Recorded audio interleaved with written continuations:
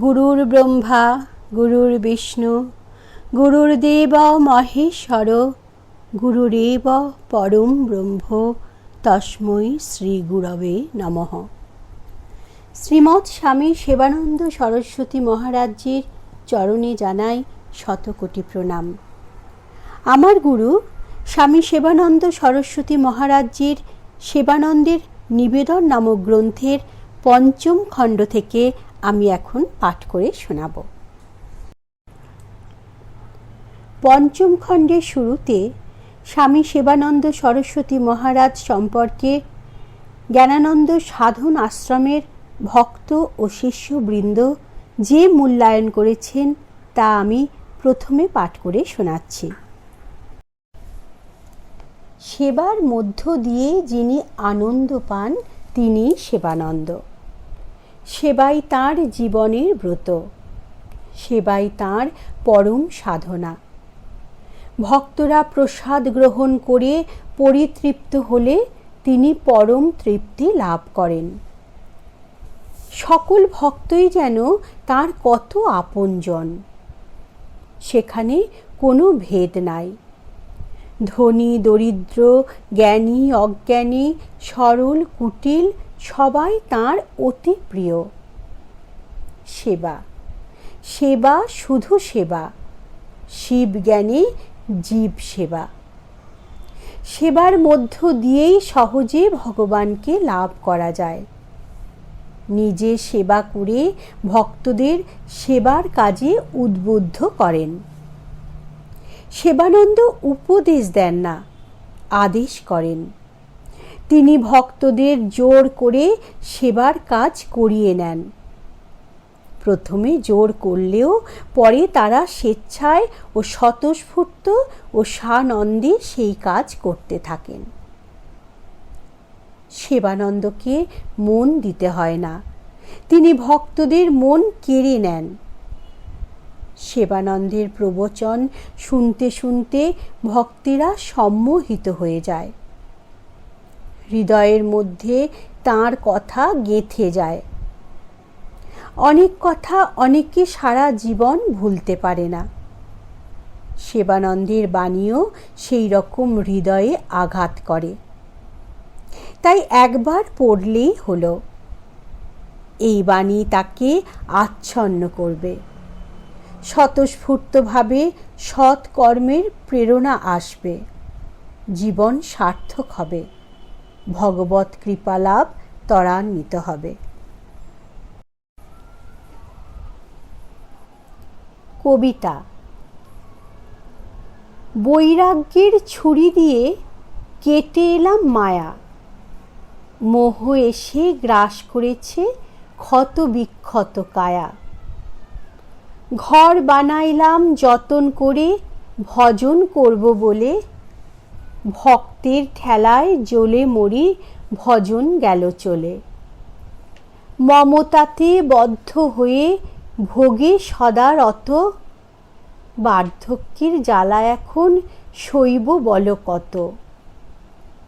ভজন সাধন আরাধনা কিছুই হলো নাই, আখের বেলায় শূন্য হাতে যেতে হবে তাই। অনুতাপের আগুনে আজ জ্বলছি সদা ভাই, হরির চরণ সার করেছি আর তো উপায় নাই।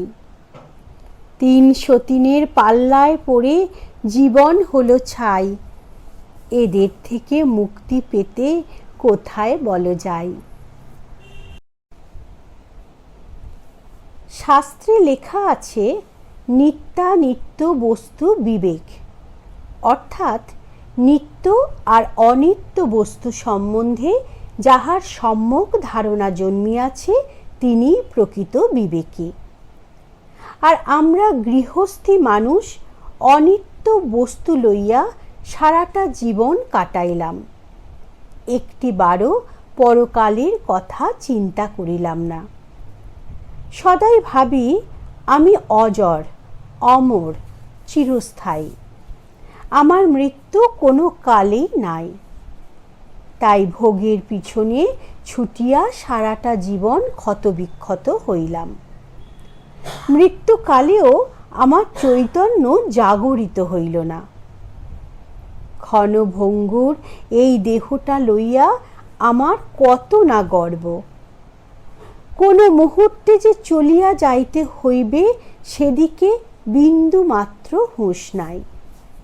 এটাই বড় অনুতাপের বিষয়। প্রারব্ধ বশে আমরা ইহজীবনে সুখ ও দুঃখ ভোগ করি। ভোগ করলে ভোগান্তি অনিবার্য। তাই বলিয়া চুপ করিয়া বসিয়া থাকিব না। এই জনমেই পুরুষকার প্রয়োগ করিয়া আগামী জনমের কর্মফলকে প্রস্তুত করিয়া লইতে হইবে।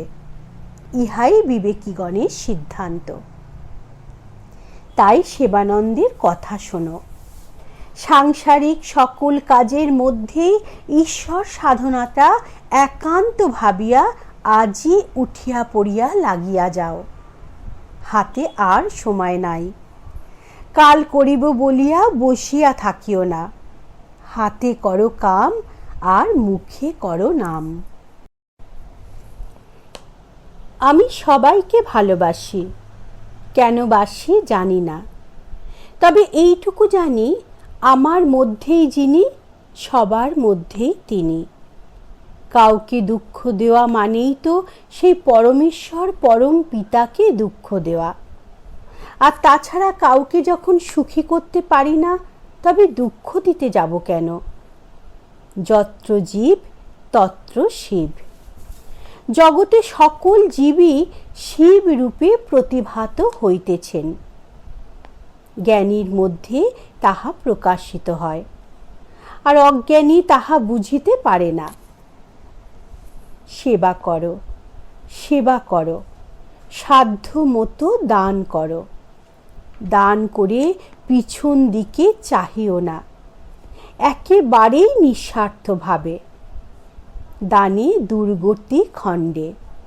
সৎ পথে উপার্জিত অর্থের সেবা করিলেই এ জীবনে শান্তি পাওয়া যায়। তবে বিন্দুমাত্র বাসনা থাকিতে নহে। মন থেকে বাসনাকে সমূলে উৎপাটিত করিতে না পারিলে মুক্তির উপায় নাই।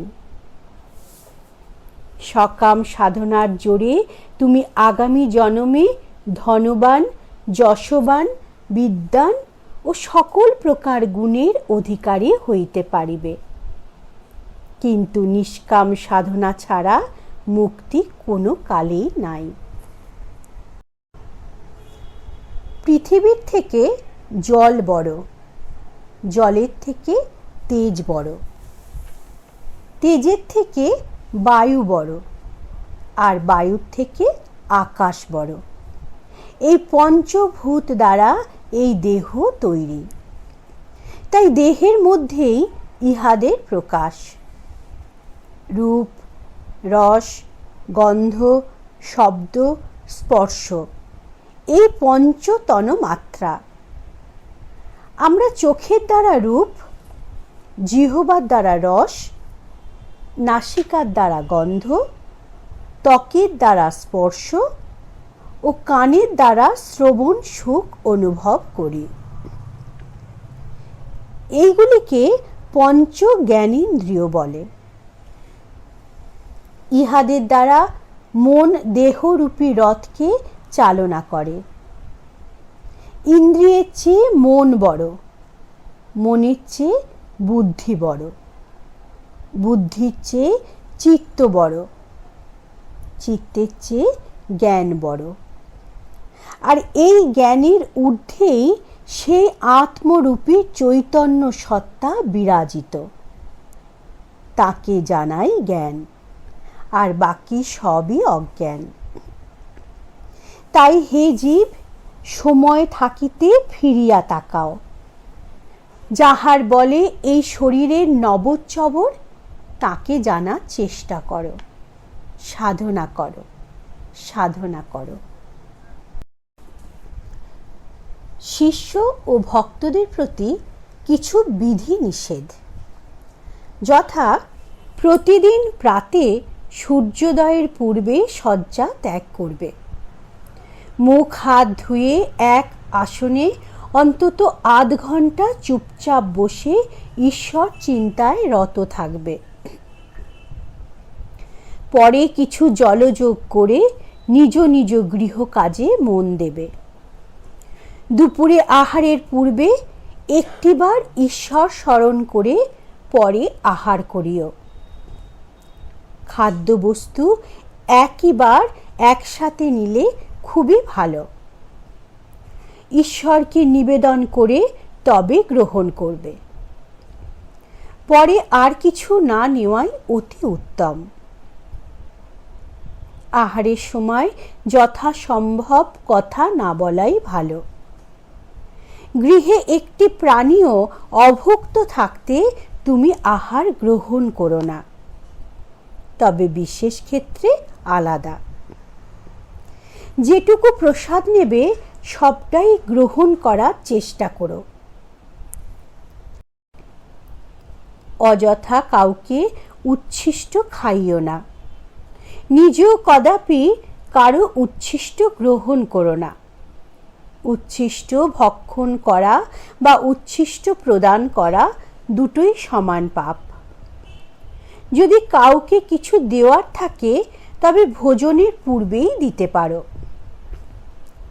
রাতে সমস্ত কাজ মিটলে স্থির আসনে ওই আধ ঘন্টা চুপচাপ বসে জপ ধ্যান করবে। পরে অতি অল্প আহার করে শয়ন করবে। এতে শরীর ও মন দুইই ভালো থাকবে। তবে আহারের পরে শয়ন বিধিসম্মত করে তবে শয্যা গ্রহণ করবে। যতক্ষণ ঘুম না আসবে ততক্ষণ বিছানায় চুপচাপ বসে থাকবে। অযথা শয়ন করে আজে বাজে চিন্তা করবে না। কথাগুলি মনে রেখে পালন করার চেষ্টা করো। মঙ্গল তোমাদের অবধারিত। যথাসম্ভব প্রাণী হিংসায় যেও না। সাত্ত্বিক আহার অতি উৎকৃষ্ট। চেষ্টা করলে সবই সম্ভব। নমস্কার। প্রার্থনা করি সকলে ভালো থাকুন, আনন্দে থাকুন। আমাদের এই প্রচেষ্টা যদি আপনাদের ভালো লাগে তবে লাইক, কমেন্ট ও সাবস্ক্রাইব করতে ভুলবেন না কিন্তু। আর এই নিবেদন সকল ভক্তদের কাছে শেয়ার করে দেবেন, যাতে তারাও পূর্ণার্জনের পথে এগিয়ে যেতে পারেন। জয় গুরু।